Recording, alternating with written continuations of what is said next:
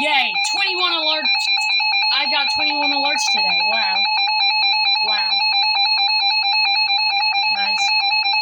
The National Weather Service in Little Rock has issued a tornado warning Another for tornado warning. southwestern Woodruff County in eastern Arkansas, northern Prairie County in central Arkansas, northwestern Monroe County in eastern Arkansas, south central White County in central Arkansas. Hope the storms don't hit North Carolina. At 3:49 p.m., a severe thunderstorm capable of producing a tornado was located near Des Arcade, Well, moving these things will at 60 start going miles per off. hour.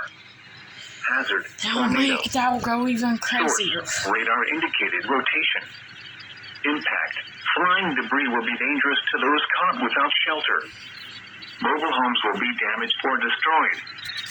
Damage to roof, windows, and vehicles will occur. Tree damage is likely